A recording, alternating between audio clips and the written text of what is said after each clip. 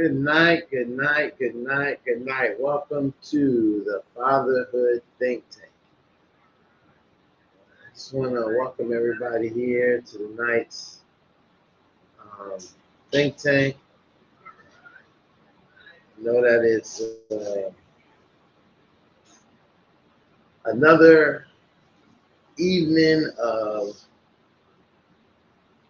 intellectual conversation based on topics and subjects that affect fathers, the community, um, families overall. And I definitely, want to welcome you here with me tonight. I am Dr. Ron, the Fatherhood Think Tank curator. And tonight we have a very, and I'm going to probably even do this on tonight's show. Call some brothers. I'm going to call some brothers to just chat with them and see how they're doing live while I'm on air tonight, and we'll add that into a part of what we're doing. So I want to, and I see my brother Lightborn is here. I seen brother Tinney was here earlier in the green room, but he might have got disconnected. But brother Lightborn, Hey, good evening, gentlemen. The Fatherhood Think Tank Universe. My name is Lionel Lightborn. I'm the father to a tribe of 7 young adults, 3 young women, 4 young men, 2 grandchildren, 1 granddaughter, and 1 grandson. So it's always a pleasure to be here. all right, great. And just to point out tonight's topic. Tonight's topic is an interesting one. One I think it is really towards the point. Um, it's called "Call Me Brother." Uh, Call to talk sometime. And I think that many times when we look at situation and issues centered around fatherhood, around men in general, we don't have those kind of conversations. We don't just call somebody and say, "Hey, what's going on, brother? How you doing? What's happening with you? Are you okay? Are you not okay?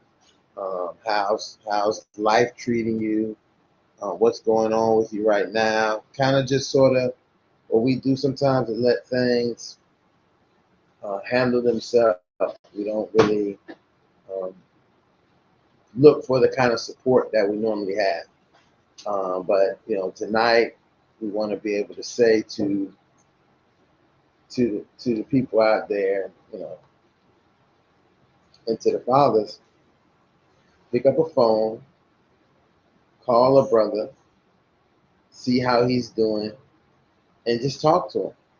Just sometimes we have to just call and talk and just listen to. It doesn't even matter what we're listening to. Just listen to what someone has to say, what's going on or what's not going on, how it all plays out. So that's how I look at it a lot of times. So let's just try to figure that out. Well, it works the same because we all adults, so we life get a little hectic or busy, whatever the case may be. But a simple text message or whatever. But you know what? Not only just a simple text message, but it still works the same way in comment on a brother's Facebook post because Right. we see each other successes and movement and accomplishments in a day-to-day life on Facebook. So if you just send a brother a company message or congratulations just on Facebook, it works almost the same way because sometimes people don't have that time to really individualize um, individualize our fellowship and our Mm. brotherhood. And so I think you can do it any way you see necessary. I think Facebook has been an awesome tool for me because I get to keep up with hundreds of people as opposed to trying to do that by way of telephone and text message. So, um, and I'm always congratulations. I don't give nothing less than a heart in my response because everything I give is in love. I don't like giving, likes. Likes not good enough. And so that's how I respond most of the times in hearts. But yeah, I love to see accomplishments, and it'd be like anything from birthdays to anniversaries to whatever accomplishment, graduations, their kids' graduation, grandkids' graduation. So just to, it seems like we're still in contact once we give those responses to each other on those different social media platforms, which again works the same way as for me support as anything else. And I've actually found out about deaths and funerals and things like that through the same platforms in which I was able to show up and support those different incidents. So I think those are just many ways, and I think we need to diversify on how we contact and reach out to each other, and know we're not limited in this day and age.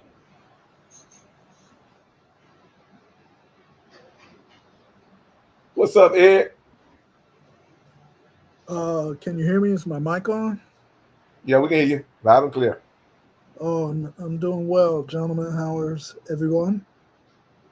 Blessed.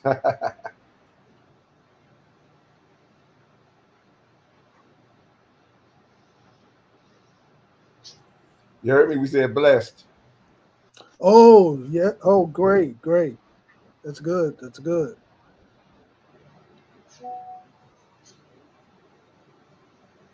You Oh go yeah, ahead. you No, mentioned go it. ahead. I'm sorry. No, I was going to tell Ed to go ahead and introduce himself. Oh, my name is Ed Tinney. I am process of uh, getting a divorce, so I will soon to be a single dad of three. They're all adults, 30 to 37.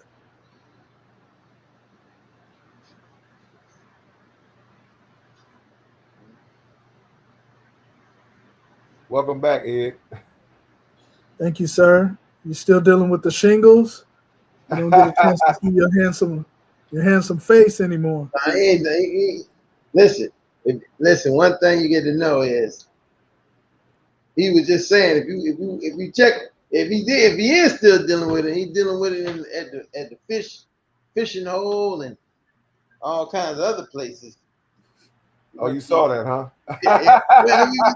ain't that what we just talked about? And I think that, and it's funny, Ed, because you asked that question, and I think that Lightborn brought this up, and I think that is important that we have mediums today to really do what our topic is talking about.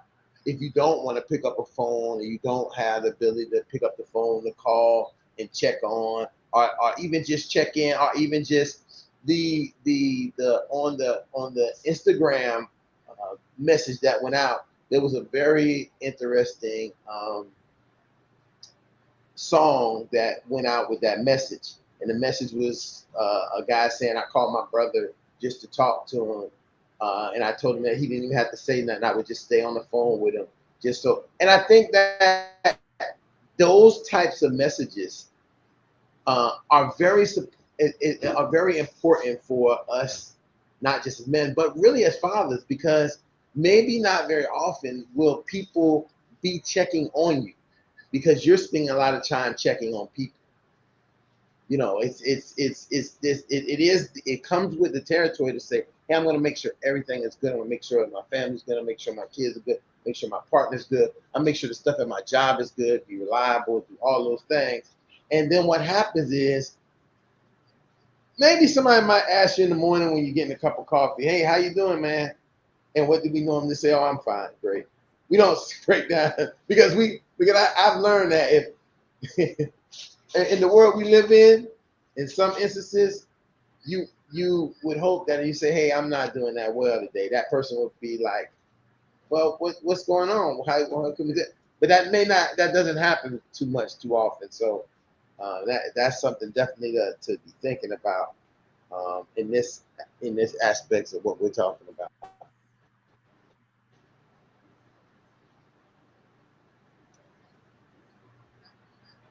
Well, I think too often we got But too many mixed messages. You have people telling you we should be doing that, but at the same time, in the next breath, they're telling you need to separate to do this. And it's amazing how you can get different sermons in the and what do you call it? You can get different sermons in the natural and the supernatural messages, right? Supernatural and its natural Right. message we talk about. Yeah, we need to, uh, you know, black people need to stick together. That's the natural message. And the supernatural message, when it comes to God, oh, we need to separate. You got to get from around certain people, this and that, blah blah blah. And so with that, which I think totally is a contradiction, because I'm like, if the Bible says go into all the world and make disciples out of them, I'm like, you can't do that if you're continually retreating from people. So, and I think most of the time we retreat from people, or we teach others to retreat from people, because chances are we mistreat people. And the people that mistreat people usually be the ones to tell you to retreat from people, as opposed to tell you, to teach you how to treat people so you can approach people in a godly way. So, in the natural message and in the supernatural message is always contrary to each other, and it's always pushing back on each other. And so, yes, I think, you think unity is very important. And so we have to find a common denominator on why we should be together. I guess that's what the common denominator would be. It would be the why. And once we build on that why, then we can deal with the who, what, where, and when. And so that's just my thought.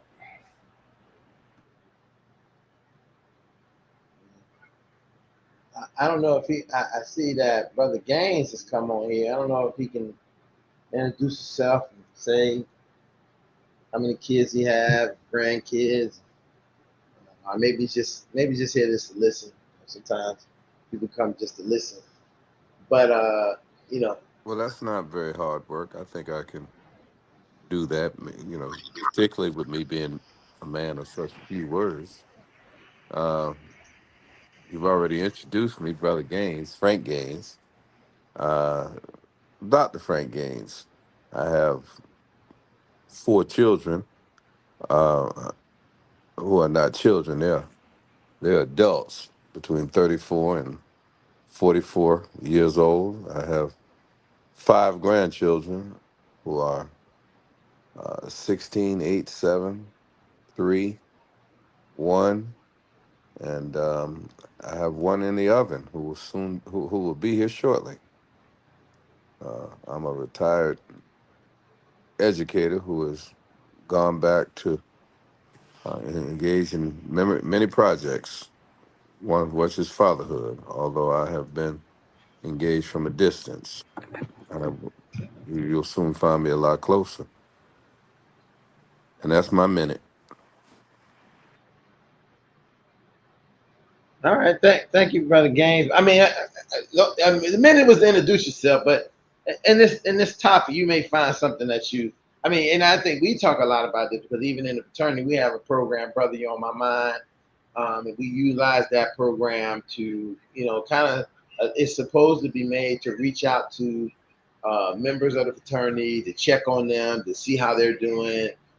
Because Lightborn was talking about this, is that when we sometimes do social media, we find out things sometimes after the fact. I know that, I do a daily check of birthdays. So anybody who has a birthday, I write them a birthday message on my Facebook page. And then sometimes I get to the LinkedIn, but LinkedIn is not as easy as Facebook is. Facebook give you the people's birthday and let you know their birthday is there. And I send them a message. And then also what happens by nature is that if you're putting that out, I'm putting that on there, and what ends up happening is that I then end up looking through their page and I find out stuff that you normally probably wouldn't find unless you're just walking, spending your day looking on people's pages over and over again. And most people are not doing that. I know that I don't have the time to just sit and look on people's page without a reason. So if they're their birthday, I go and see things, follow up on things, look at how they're doing. And then sometimes, even to the point of that, based on what I see, I may even call and reach out to, because I'm really more of a phone type person. Anybody knows that if somebody send me an email or a text message or whatever, I'm more likely to call them and they'll tell me something like, hey, I'll call you back. Could you just text me? And what have you.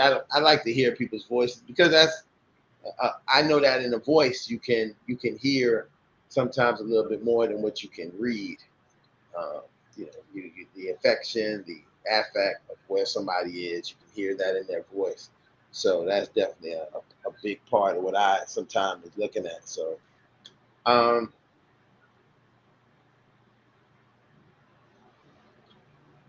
so if when I'm thinking about this overall topic, um, and it's probably is a little month late, a couple months late. This probably should have been back in what was it, Men's Mental Health Month. Um, but I think that we have to get away from looking for months to deal with our issues when our issues affect us every day of the year. I think that people say, "Oh, let's highlight it then, highlight it then," but it doesn't change that this goes on every day, all the time. So the question I have to each of you guys here tonight, who are here, is who was the last person to either reach out to you or that you reached out to, and if you want to share the reason why and what that reaching out and why that connection happened. I don't. I can't say that I have people that reach out to me, just to check on me. I mean, I'm at that stage in life. I kind of guess because everybody figures I'm okay. But I'm also a part of a very active brotherhood, and maybe not the brotherhood you would think of. Yes, I'm an Omega, a very active Omega, but I have a circle of brotherhood who I provide support for, and that network consists of my two sons and my grandson. Um, my son, of course, works in somewhat stressful occupation. He's a police officer, state trooper. I have, and he doesn't necessarily. I mean, he's on cruise control. He's been doing that over 20 years. But I have another son who just retired from playing professional basketball in Europe, who needs certainly a much higher level of support because he's transitioning from being, you know, the belle of the ball in these European countries all over the world, and now he's has to find his path as a professional at 34, where people have always taken care of him because money was flowing. But the one that really commands my time and that is really truly a part of that brotherhood, what I consider a brotherhood network, is my grandson, who also, he's 16 years old. He plays basketball, and I travel all over the country with him because he's pretty high profile with that. He's gotten a bunch of scholarship offers, as a young 16-year-old, not yet even in 11th grade. So this, I'm talking to him constantly, sending him messages constantly, traveling with him constantly, helping his father to understand what he's dealing with constantly, and you know, that's my outreach. And that, of course, I told you all I'm retired, but, I'm a retired principal.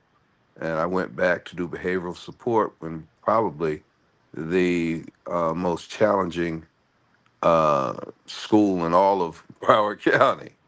Uh, so, when school is in session, of course, I'm providing support not just for children, but families. Because, if you think you're struggling, you go into the neighborhood and deal with, 600 kids who are in the deepest, darkest, and most challenging neighborhood in all of Broward County on a daily basis. So, I'm the guy everybody's coming to. So nobody really checks on me. They just assume I'm fine, and I guess I am.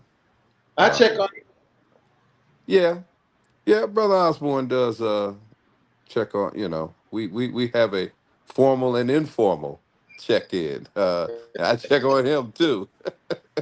I guess you really. I mean, well, there's you, me, and that tight circle I keep, and you know who's in that circle.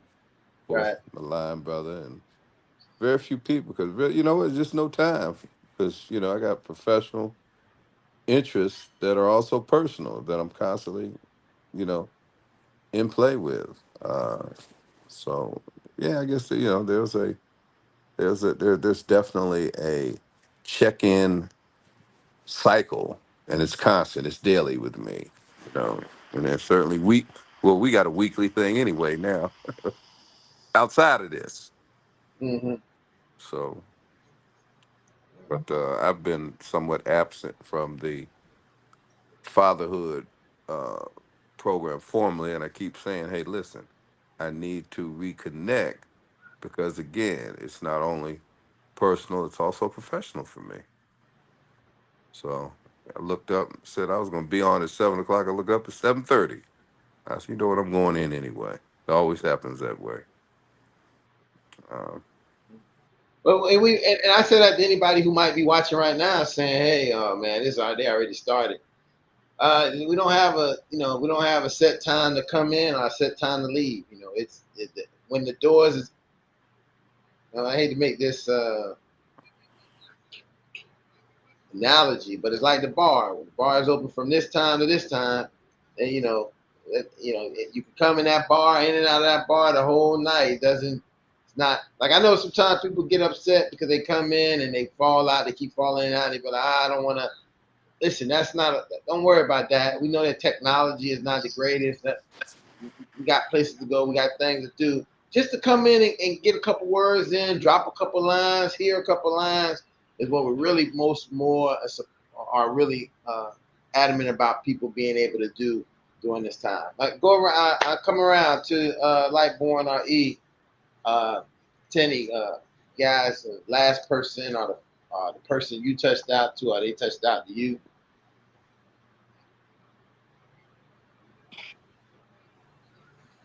Actually, it was you. It's and one thing about me, I'm like a habitual friend, right? That's just me. And most importantly, I'm a habitual brother. So there's no special anything that will have to connect me to you. I'm connected to you because I guess in the spirit of our ancestors in Ubuntu, because I am because you are. And so once we establish that why we are, that's what makes it important for me to connect to you. So we're coming up to your neck of the woods, and I love to do this because it's just me. If I come up to your neck of the woods, you're gonna get that call. Even if I didn't see you in 5 years, if I tell Mm-hmm. you I'm coming to see you, that I'm coming to see you lasts a lifetime. It's not like a one-time thing for me. And so, and I love doing that. So I reached out to you, and we will be in your neck of the woods. Thursday? And so we got a lot of nice things planned. And I love fellowship and enjoying my brothers naturally and organically. You understand? So to find out if you're available, good. If you're not available, good. But I also have another brother of them. You got the information. You got the information I sent you, so you know where we were gonna be at on Friday night. Friday. Yeah, absolutely. Yeah, I mean, we got this planned down. But it's good to know that. And I think because what it does is it expands us. You know, I think like what they call that. I think, and our ancestors did it so well because I guess some of the oppressions and adversities made them do it. But if we had that spiritual or natural green book type of connection, you understand? Green book, of course, you saw the movie type of connections. Man, that was so amazing. They didn't even have their technology. But the fact that they did that and knew how to not just um, protect each other, but to have provisions in place to support each other, in which we are so completely far from that. And if we do it, we do it in a very exclusive manner, which I'm totally against. You understand? It should be always cultural and global, but never exclusive. And so I think, and I kind of, not even say pride because I'm not a big pride guy, but I kind of set the standard of um, connecting and being connected with my brothers, just simply because they're my brothers. And so if you show me a level of kindness or we reach the level of kindness and establish some type of why, again, we'll be what Chucky said, we'll be friends to the end. That's just my personality. So I just leave that where it's at. So I guess for me um, I think the last person that has like really checked on me is my son, and uh, I normally beat him home, and he's always um, sure to ask me how was my day, what's happening, what's going on. I guess the thing that I'm finding out in this transitional stage of life of mine is that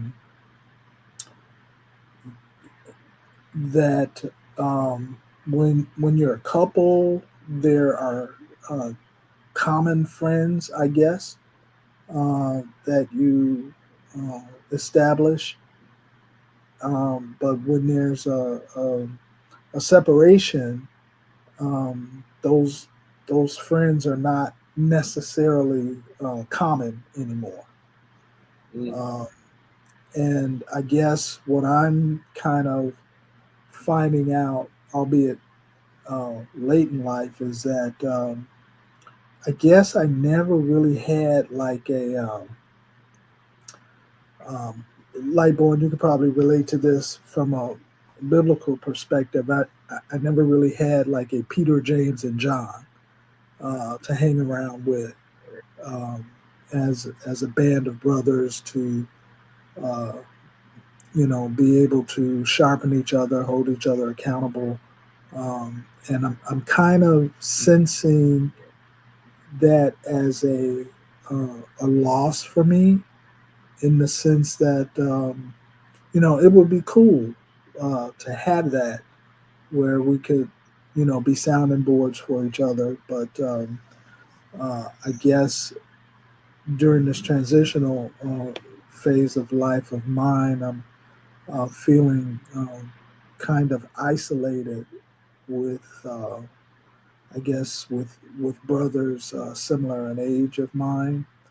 Um, so um,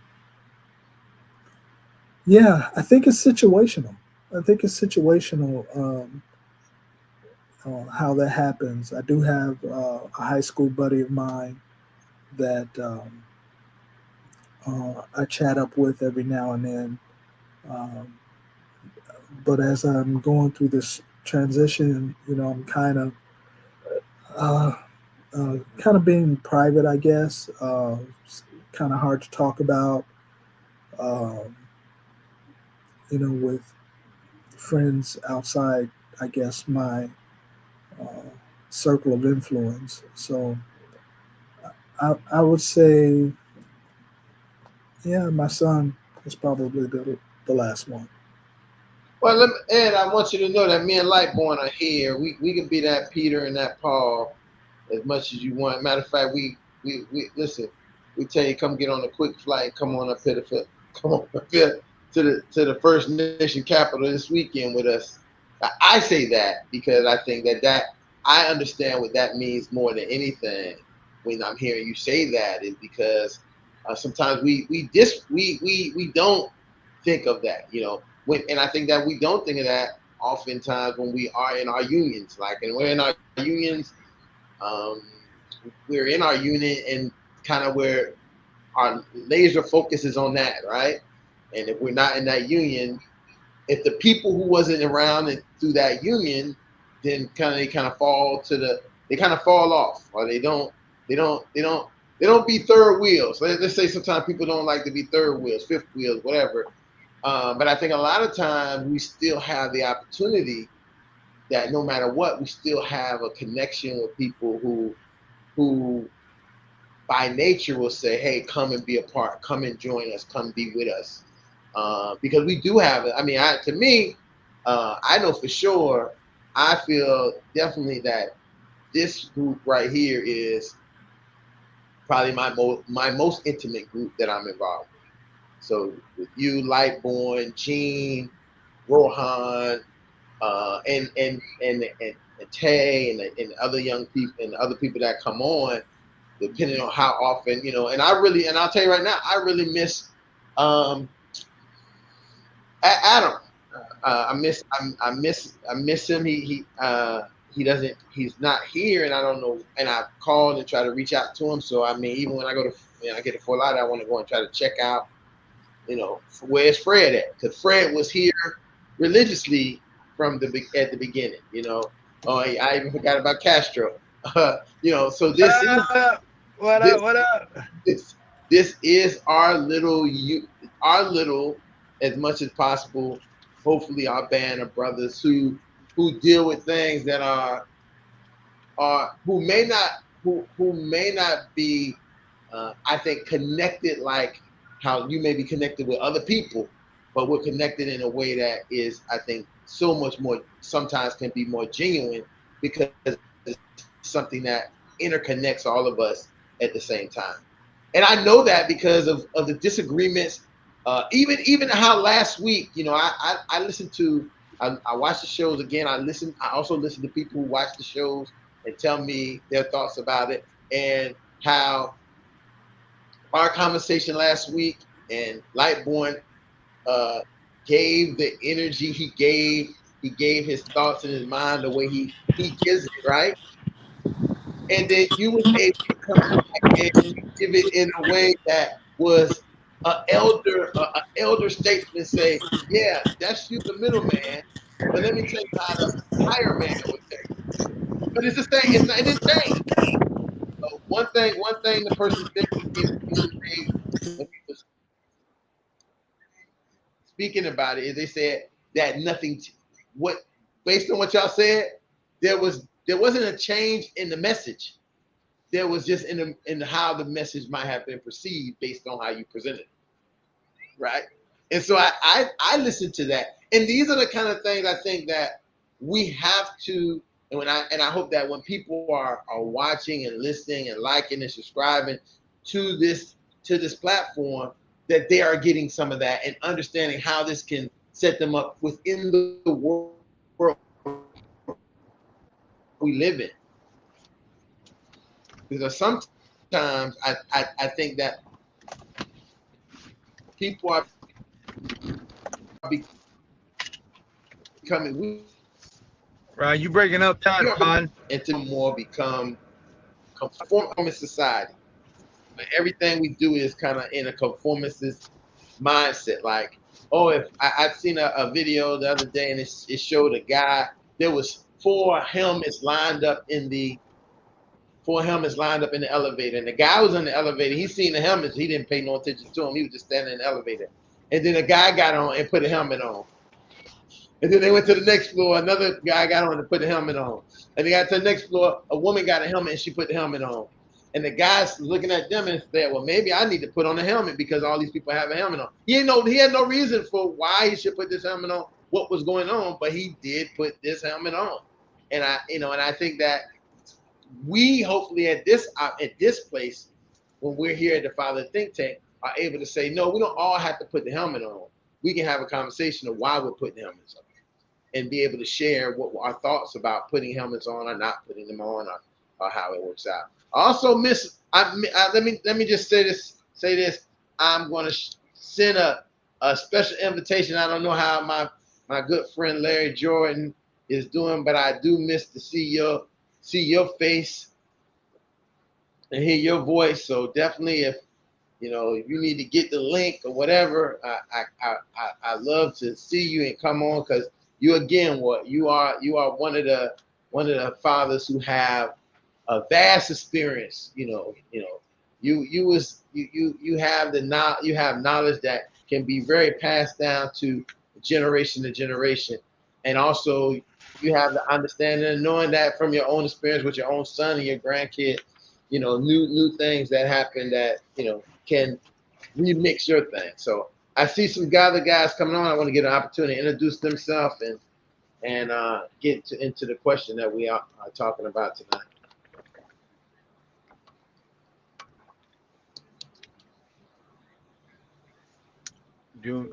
Okay, Castro, intentional dad, always looking to be the best version of myself, father of 2. Joaquin is 9, going on 10 in August, and Julian is 6, going on 7 in March.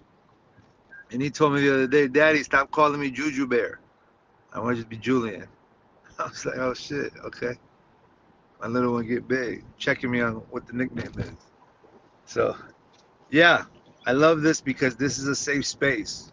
What you've created here, Ron, is a place where I can come and I can get poured into and I can pour, and it's like a Camelot. Like put the sword down. I hate that I have a white European reference. I don't have anything from an African American or Latino colonizer perspective. Is the only one that comes to mind. But I hope everybody just understands that it's a place where you can just come and put your sword down and relax, right? So I appreciate you creating this space, this safe space for us. And I jump in when I can because I want to be home and present with my kids. I'm on my way home, so I had a few minutes. But thank you, Ron. I appreciate you having this space for us. Thank you for having the time to come, and just because every voice that comes, even if it's for just the introduction, lets people who are watching know how vast this is. And it's not just Ron, Dr. Ron, or Ron sitting here coming up. Listen, I just want people to be able to hear from other people. I mean, the people that pay me to hear from me, for me to listen to them, they do. But this is not this setting. This setting is for people to be able to hear and listen to fathers and what we're thinking about different topics. And tonight we're talking about checking in and being able to say, hey, let me check in with another brother and make sure he's good. And if he's good, even if he's not good, I might not be able to make him feel good. I might not be able to change it, but I can be here for him.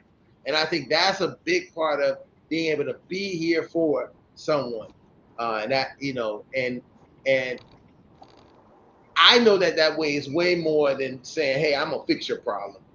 Because sometimes our problems don't need to be fixed. We can fix them ourselves. We just need support to go through what we're going through. I see Tay here. Thank Tay, you. are you there? Tay? Maybe he's not good. Brother Gaines, I see you at the swimming pool. How you know I'm at a swimming pool? You don't see no pool. Well, you had a fancy place with an open ceiling where you can look in the sky and the sun is shining. That's his solarium, bro. Nah, I don't get out here. Unless you're in a bird aquarium. But again, I think that is also interesting to say, hey, look at the places that sometimes we would have to go to have our conversations, to do our things. And that, so his brother came on, but he had to go out, had to go outside. Everybody don't have a man cave. I mean, that probably the man cave area. Everybody don't have a little man cave place to go and do their thing. Because I'm gonna say this to you.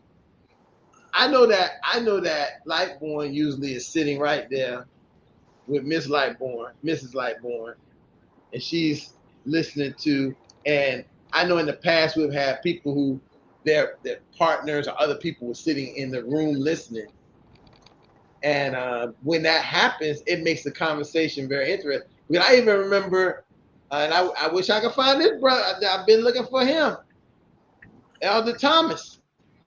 Elder Thomas' wife sometimes sit there and comment on what we was talking about, and even jump on there and say some of the things that we were talking about. And I think that's an important aspect for us to be able to have this conversation, but not all the time. Because I remember I was in a setting having these conversations, hosting these conversations, and I don't know if the place where I was at and where the people were listening, that they became somewhat, I don't know if they became a little bit annoyed or upset with the conversations that I was having.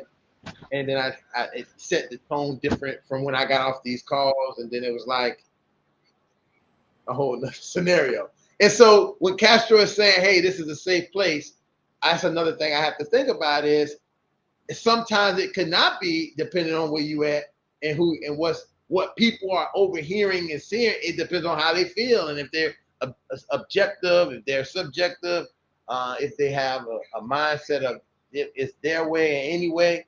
So I just wanted to put that out there because I know that can be something that can occur. But definitely, I believe this is meant to be a safe place for us to have those kind of conversations and build the bond that Ed is talking about, where you have the ability to say, "Hey, I can call this." I mean, that's the reason why we have the app.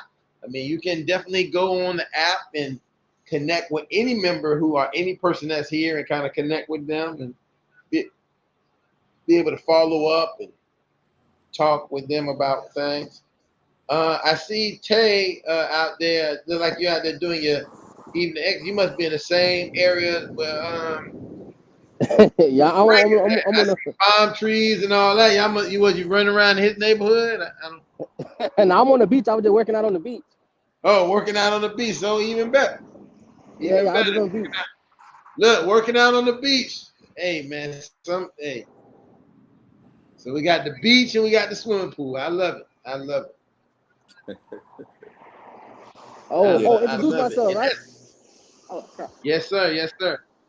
Oh, okay. Oh, yeah. Oh, all right. I'm tell you what, Burton, host of the Our Own Opinions podcast. Um, father of three. A 7-year-old in December. One just turned 5, and the other one turned 3 in October. But yeah, so with the topic today, yeah, I just thought of it because it was mental health month. So my thing is, with me, I always give people, all my friends I grew up with, just anybody, like like no matter what I'm going through, I always give somebody a call. You know what I'm saying? Like sometimes that's what it takes. I think I think I was watching the Kurt Franklin, I think King of Den of Kings, I think. And I think I seen like a small snippet of where there was like, why don't the person that's going through something give a call? And, sometimes when you're just like friends or buddies with somebody, you like pick up the phone, give that person a call. And, that's just like the type of person I am. Like with my close friends, if I call them and they're not answering the phone, all of them know I'm the type. You should go. I'm the type to drive and pull up on them. So I come unannounced because I always want to make sure you're good, even if I'm not okay. So that's just the type of person I am. So I just wish, all of us, all men, we always check up on each other. But to all y'all, man, I really just can't wait to like meet all y'all. We can sit down, all of us have a conversation. What I'm saying? Meet each other, greet each other. Even family wise. But yeah, I'm on the beat, so I can't be doing too much talking. It's gonna be a lot of noise in my background today.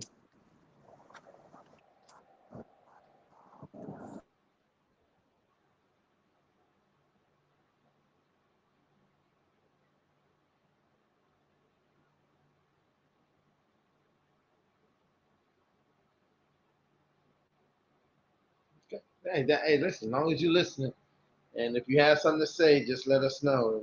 Let's get it in. Let's get it in there. All right, good. I don't know. So I think we touched look. That was everybody, and then look, I think I touched that. Okay, that was it. And I guess Castro kids got in the car, so that was time for daddy time, I guess. All right. So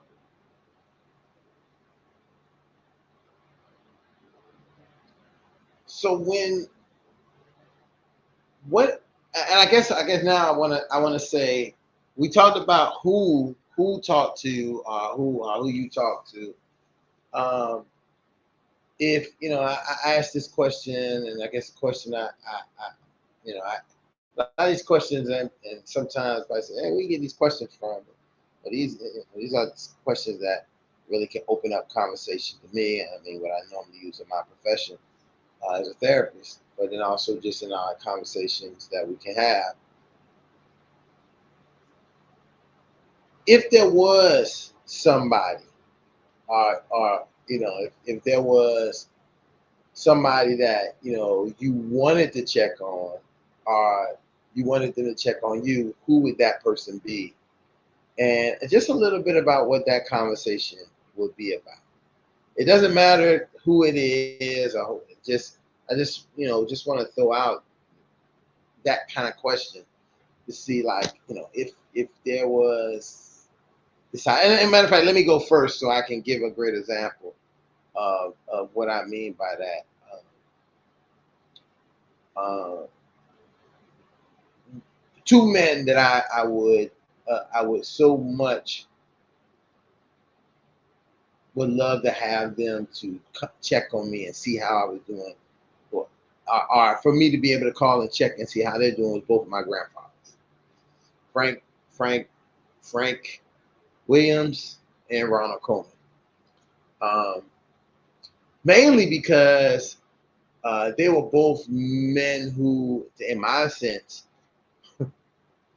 based on the stories I know now, would would probably really benefit from conversations that I would have with them based on, you know, the education, the knowledge, the exposure I have got in the world, and where they were, both of them as men who, you know, really smart, intelligent, outgoing, productive, um, you know, fathers.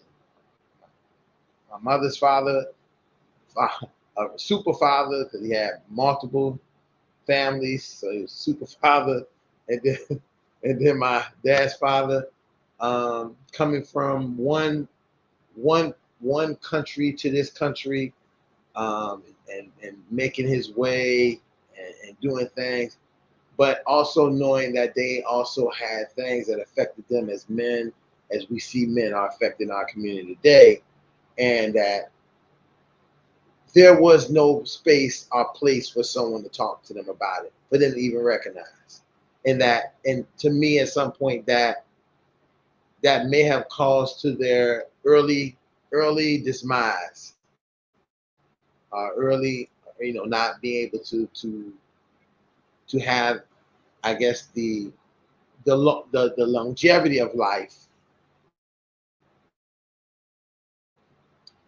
as I see many people are able to have. You know, I don't know who it was, some guy, and they were saying, oh, he was a radio host, and he passed away at 91, and I was like, wow, man, I wonder how it would be, to, you know, be able to, 91, to speak to my grandfathers, either one of them, at not them being 91, you know. But that's the kind of conversation I think that of men that I would love for them to be able to give me some advice, and for me to be able to give them some advice, and just to be able to check on how they've been in their life living. And I think that is the kind of checkup that, you know, because I know they will be proud of me and who I am and what I've accomplished and those things. Because both of them were, even when I was young, and young, you know, and graduating high school to college, they both were very, you know, proud, because I mean, I was the, you know, first college graduate kind of like thing. Oh, well, not first, but first male graduate in our family. Women had already did it before. So I think that's the kind of conversation. So I'm you know, so that's, I throw that out there. You know, those are the two men I would love to call and check on, for them to come and call and check on me.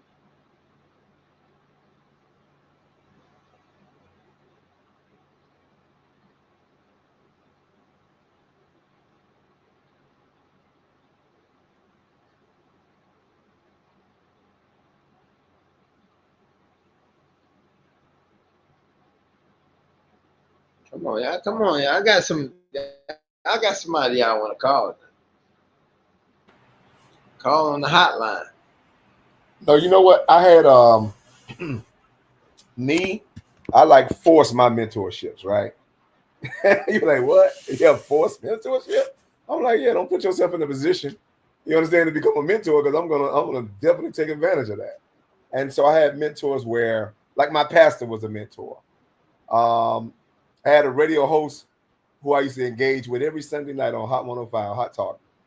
The Reverend Dr. Chief Jimmy Brown. He became a mentor. And it's not like my mentorships are not like everybody else's mentorship. It's not favorable. That's the word I'm looking for. Yeah, I don't have favorable mentorship. I have very engaging mentorship. I have controversial mentorships. And so they're going to normally be approached by way of consensus, right? Not so much by way of debate.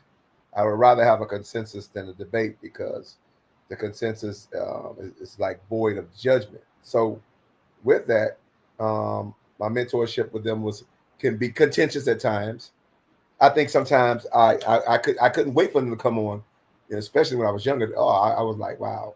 Not that I planned to be contentious, but I knew, given my age at the time, they were going to disregard some things and took some things for granted about my age group and my particular generation and the way we was thinking and engaged in society at the time. And so if I disagreed with that, of course I'm going to be very disagreeable. I said, well, that's good for your show because contention actually boosts ratings. So I think I was going to be a lot more. I was very calculated in my confrontation. And so with that, after the years, over the years, we became really good friends. Where the fact that we hadn't, I hadn't really got to engage and fellowship with them in very intimate setting, is because we got past the things that most people are afraid to confront. I'm put out there. If your friendship, if your fellowship can't survive a confrontation, then how strong is it? Right. And so with that, we fostered a really strong bond up until the day he died. You understand? I was there, time and different things like that. Good and bad, because he had some good and bads where I'm like, I'm gonna come to bat. You know, you don't have to ask me to come to bat for you. All I need to do is just see the alarm or the smoke. I'll be there. And that same thing on my pastor. My pastor, again, very popular guy. But again, if I didn't agree with you, I didn't agree with you. I'm not gonna agree with you. I'm not here for your popularity. I'm here for your purpose. And not to mention, you taught me to be that way. You understand? And I think a lot of people would teach you something that they're not prepared to learn, if that makes any sense. People would teach you something that they're not prepared to learn. So when you in the position to really not so much regurgitate, because if you regurgitate it, you're gonna be an imitation or say an imitation of what they said.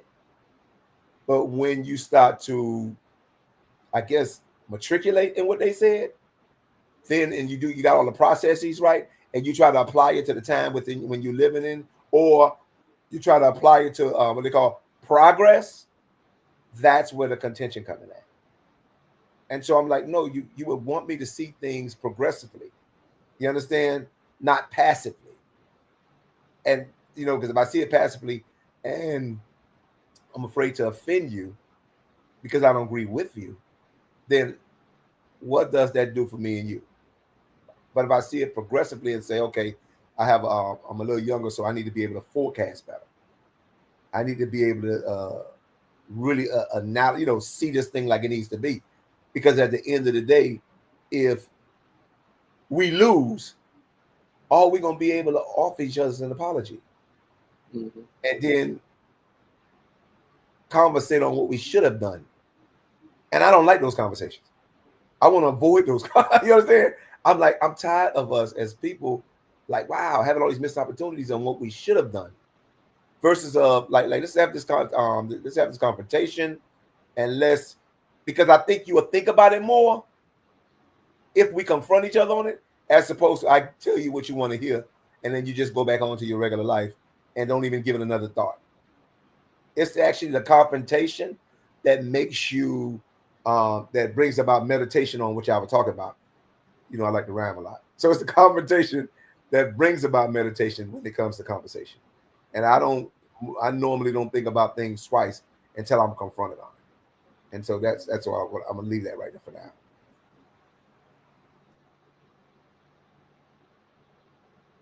Oh, but both of those guys, I give their names. I say the Reverend Dr. Chief Jimmy Brown, and of course my pastor Bishop Victor T. Curry.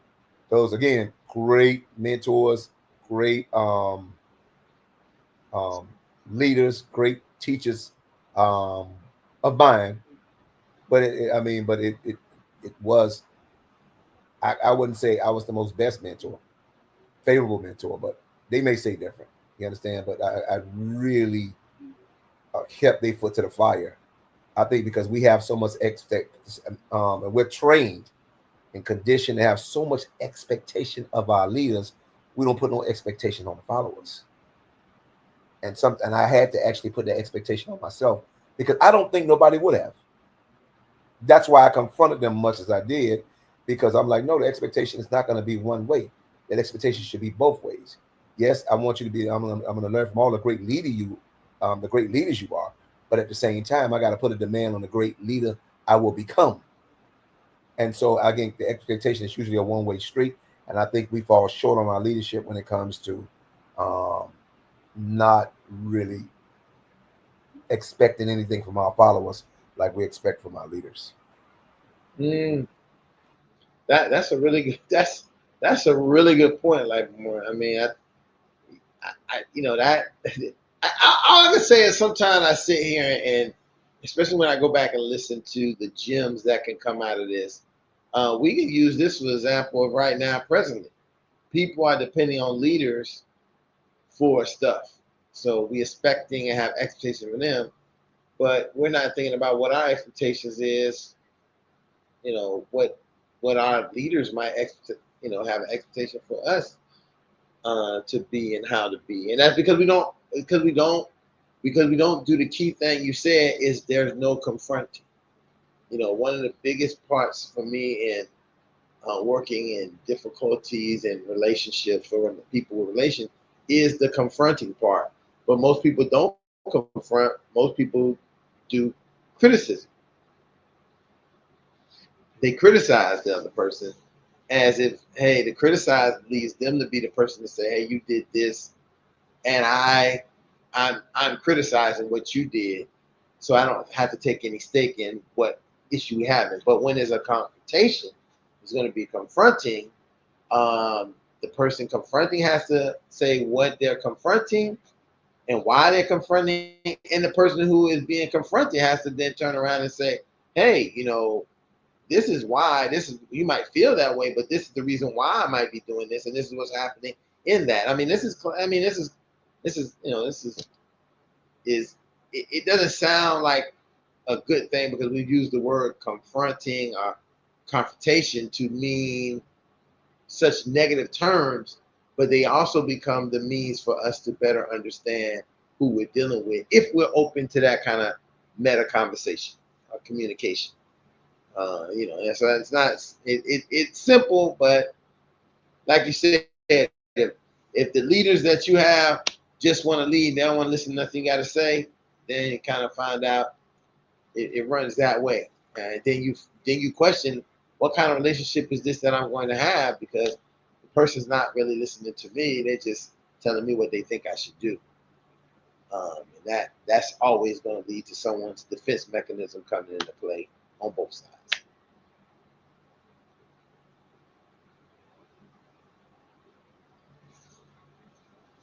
So, who are we kind of? Oh, you know what? I don't want to over talk, and I can, but I saw something and my wife and I brought it up to her because it was the most, and this is what you call confronting, and I think one of the best examples for me. Dr. Frederick Price, God rest his soul, right? He's a pastor out of California somewhere, and he said these words. He said he was he said he was working for a pastor at the time, under his leadership and tutelage and blah blah blah. He said that after a while of working for him, he said he realized that this pastor wanted him to be his flunky. Now, of course, I mean, literally, he just said, I'm like, so now this one talking about confronting. This man actually, I said, what the? Now, I love this because this, this is kind of my type of personality. So I'm like, okay, give me some more. Because I'm like, wow, I said, did he just say that? I'm like, could that even happen? Now, that's the question we're going to have to ask ourselves. Because you got to realize whether the leadership you're under, or whatever you're a part of, at the end of the day, is the result. Were you a flunky, right? You understand? Or were you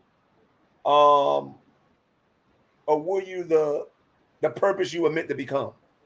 And so he said he had got up from under that pastor leadership immediately once he realized that he was that pastor wanted him to be his flunky.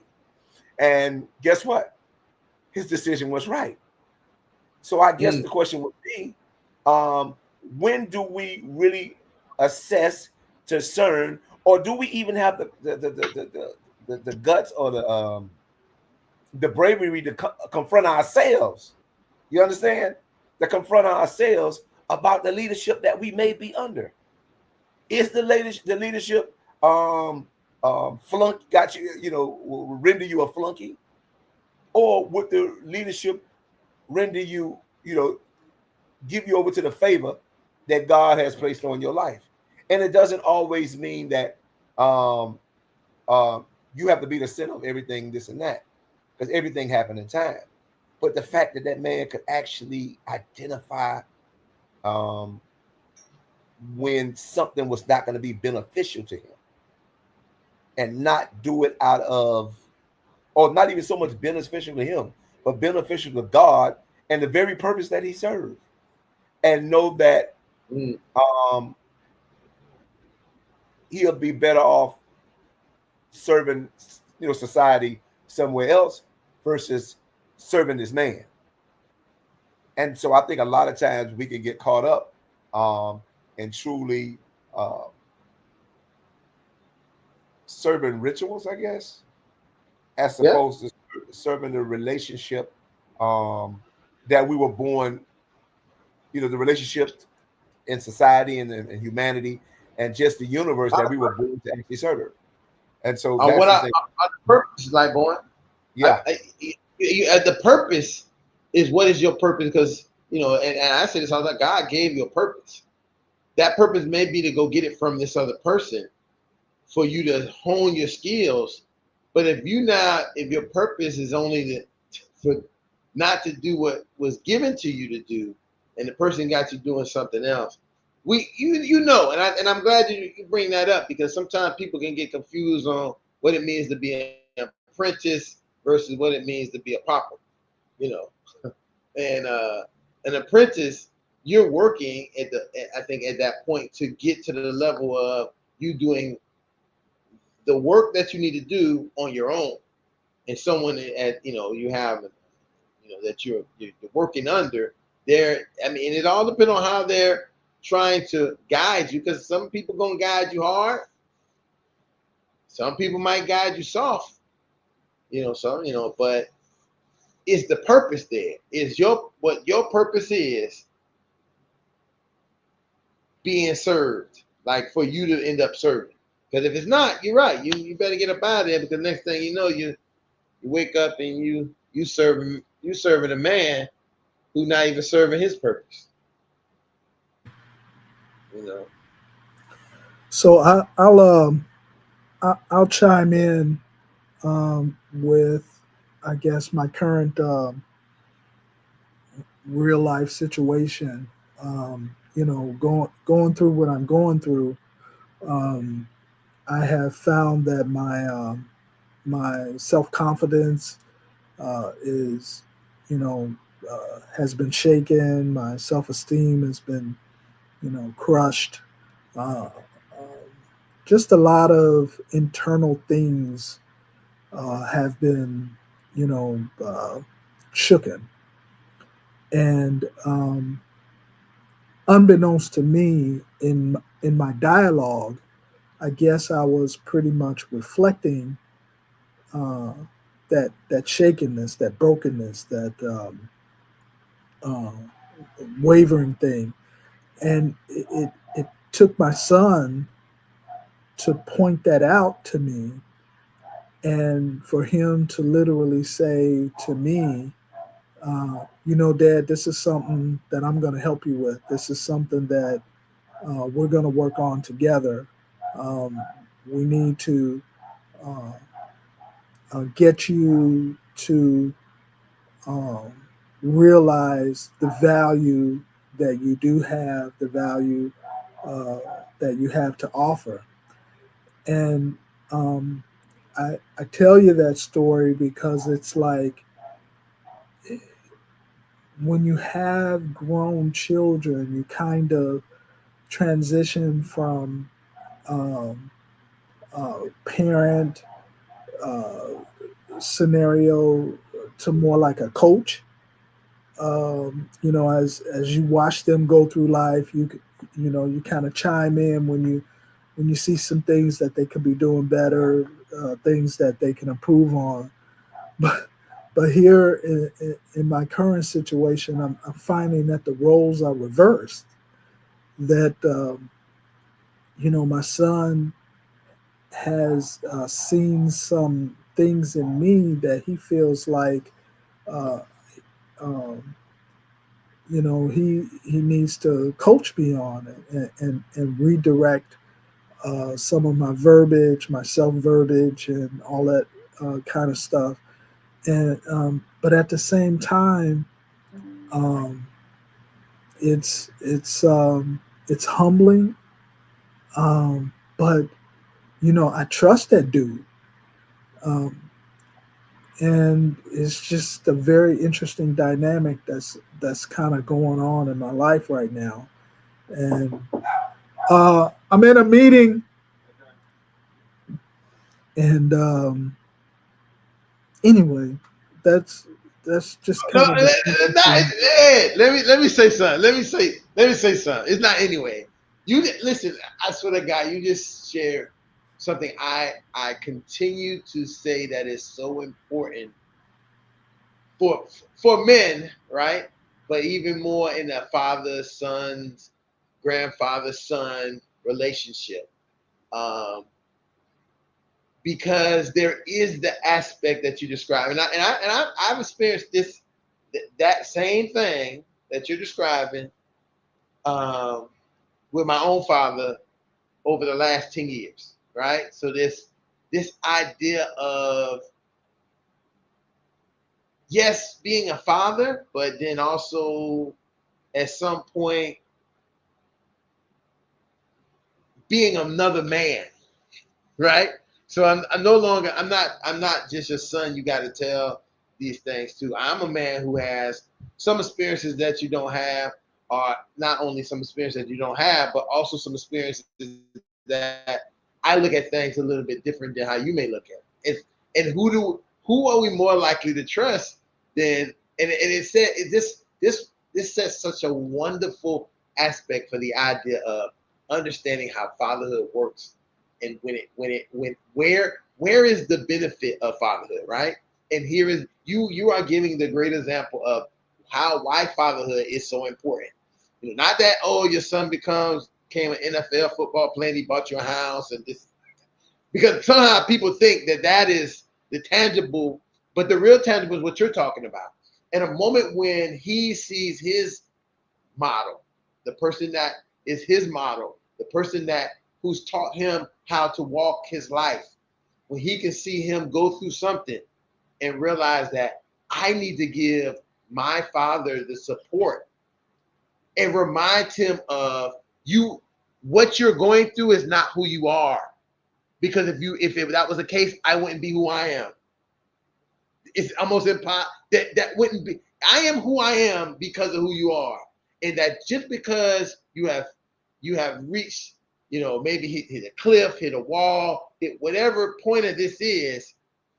This is not the defining of you. This is not the representation of what your capacity is. Because I can vouch for it, Dad. Because who I am is because of who you are, and what I've seen and what I learned from you. And this is the one time we're saying that, looking at this, because we hear a lot of times in the negative where kids will point that, well, see where I'm messed up? I ain't nothing because you ain't never been. And we hear that all the time. But for once, here is to me a strength-based example of fatherhood working in a way where the son can now offer his father the strength that his father has given him for years. And that is the true return of fatherhood, of parenthood. The true return. Not that they buy you a house, they get a nice car, they send you on a vacation to Europe, because all those things, can come and go. But for them to be able to utilize what you poured into them to come back at the time that you need someone to pour into you, and they pour it right back into you, what you need is extraordinary. And it is the true example, and it is to me. People can disagree with me. I don't care. It is a true example of what this genuine reason that fatherhood is important.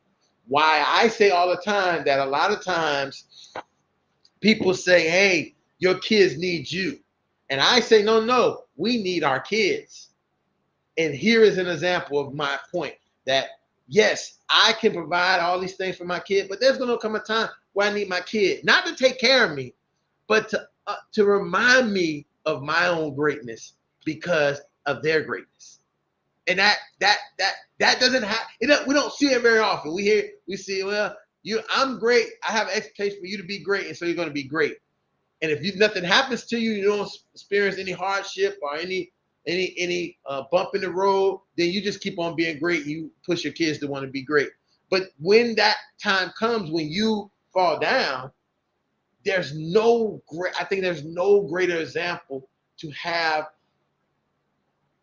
the people that you poured into to come there to pick you up. And it's real. It's not like, you can say, oh, I have a buddy who told me, come on, man. Ed, it's gonna be okay. Don't worry, whatever. Man, you're this and that.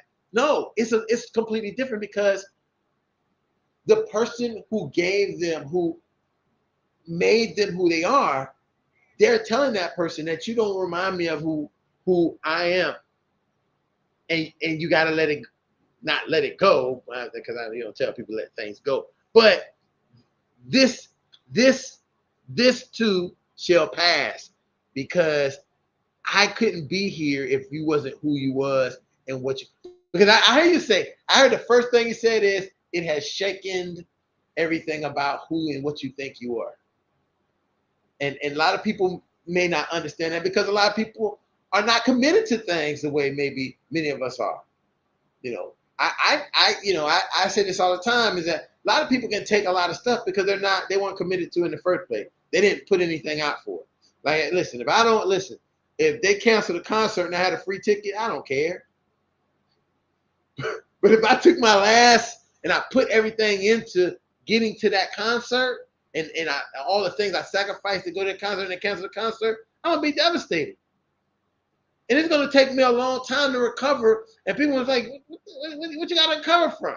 Well, because I was very committed into this, and I sacrificed and put a lot in to make it to this concert. And it got canceled because the artists decided they didn't want to come down, or they was tired, and they stayed in bed, or whatever. It's not. And the upsetting part is that how I'm being affected, and how that feels for me now. Who is fixing me for my affection? And it's no greater part, and I think it's no greater place in the world. And I think Frank was saying this earlier, is that is where he is at with his sons and his grandson.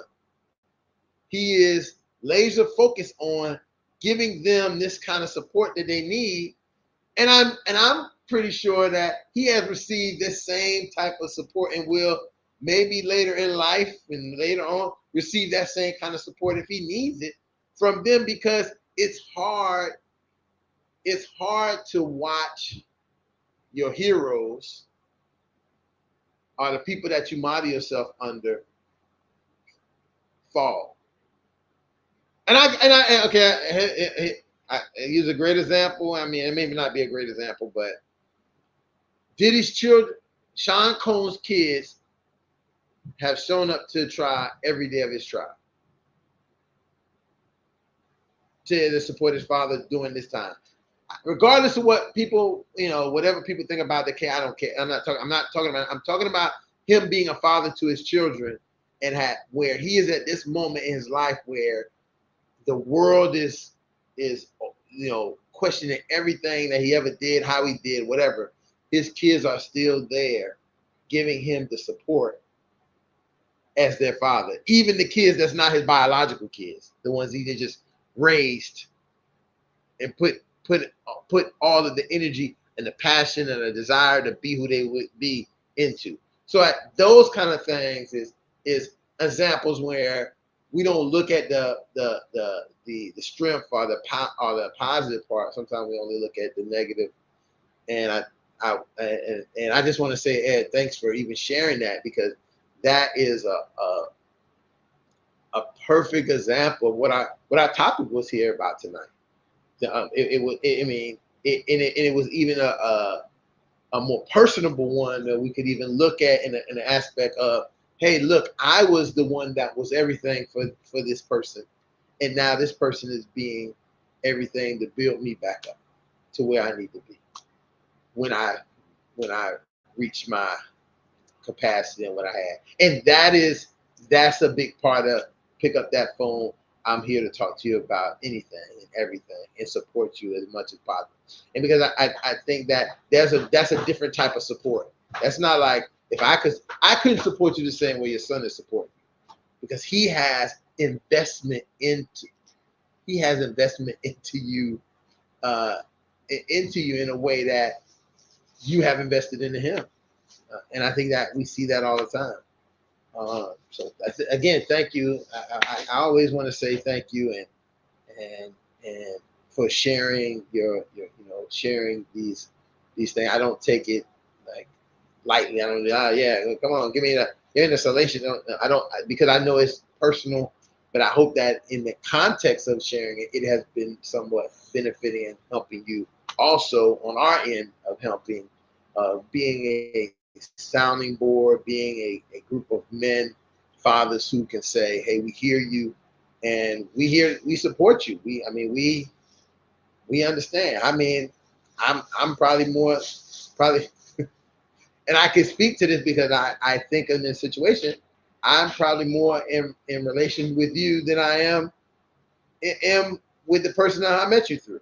So it's that type of space that this has become, so it's a very big part of how those things work out. So I think that's a big part of why we come here every Tuesday night at 7:00. Anybody want to say anything before I go to the advertising? Speak to our sponsor for tonight's show. No, cigar man, no. No, it's no. Ed is phenomenal, because it's very rare. It's a difference between being vulnerable and painful, and so Ed is not speaking from a vulnerable place now. He's actually speaking from a very painful place, and very few people can do that. And very few, right. Not just men. I mean, very few people can do that. But the fact that he can, speaking from that painful place, I believe it's going to bring about healing. And it not only brings about healing just for him, but it brings about healing for us, because the only way, at this point in my life, the only relatable thing I can say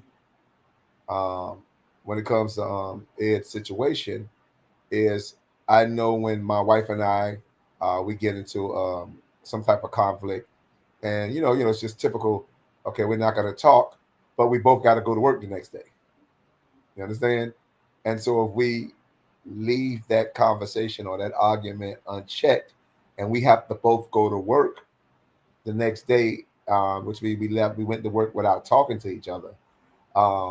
It's a very it's vulnerable. It's a very vulnerable place, but it's also a very painful place. But it's not as painful because you know that both of you still want to be back together. See the difference? We still want. but it's still painful because you still know you still entertain the possibility of one of you quitting. You understand? And so you hope that don't happen. And I'm gonna be honest with you, most time you just probably take it for granted, which is why you feel like, oh, I ain't gonna talk to her. She don't talk to me. Me don't talk to her. But no one really consider that there's a possibility that the relationship could fall apart, which will change your life in ways that, wow, like I don't have to tell you, Ed, because you're in it. But the fact that you're not just surviving it, but you're succeeding it because you're here, sharing what you're going through with us. And we are learning what it is to empathize, you understand, in your situation. And pray, and if God forbid we ever get in this situation, we can always remember you as a model. That's a great point. That's a really good point, Lightborn, because I think we talked about this. I think we also talked about, like, sometimes people got to hear other people's experiences so they can learn from it. So even at some point they can avoid it.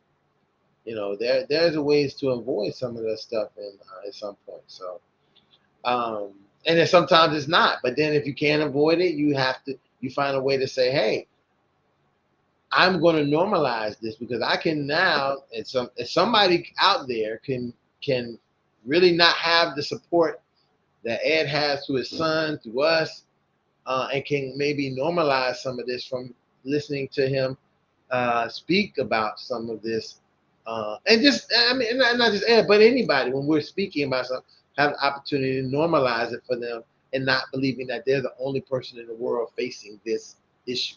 Because I think sometimes that comes to fruition where people believe they're the only person facing this, and that becomes insurmountable when you think you're the only person who's facing something. So, as Frank is reminding me right now, as I look at, we need to let me give our sponsors, because I know that some of our fathers have to get their full 10 hours of sleep so they can get up in the next day, go to do whatever things they need to do.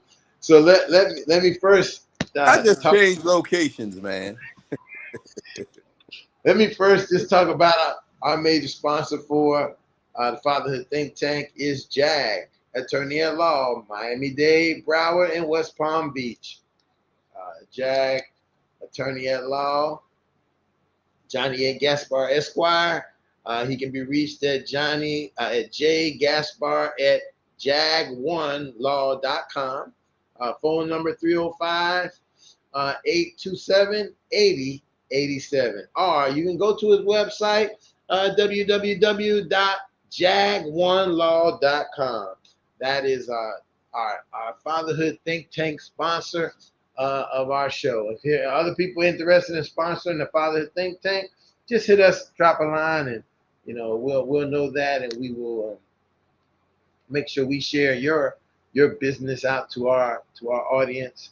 But more likely recognize you as a sponsor of Fatherhood Think Tank, as we do. But again, I want to say, if you have not done so at this point, want to see something valuable for you, please like, share, subscribe. I know we have a lot of people on Facebook tonight who tuned in. Listen, join in, like it, subscribe to our YouTube page, go to the Band app so you can get the content and information, know when things is happening. I know that we are planning a live in-person meetup. I'm just working on the logistics for it. So that's another component. So if people are interested, say, hey, I want to see what's going. We'll be letting you know when that comes up. Other than that, I want to thank again the fathers who came on tonight. The fathers who still here, the fathers who just came on to just check in, because that's always good. But the fathers who stayed the whole time to keep the conversation going, that's even better. With that being said, Father, I just want you to repeat after me. I am. I am. I am. I am. I am a man of honor. I am a man I am of a man honor. of honor. I am. I am. I am. I am. I I am. am. I am a man of courage. I I am a am a man man of of courage. courage. I am. I I am. am. I am. I I am. am. I am a man of respect. I I am a am a man man of of respect. respect. Fathers, I say that I am. I I am. am. I say that you are. You You are. are. I say that we are We We are. are championship championship Championship fathers. Father. And with that being said, we want you to know that we hold our children on our arms and our families on our backs. And we'll see you here next week on Fatherhood Think Tank. Good night, good night, good night, good night, good night.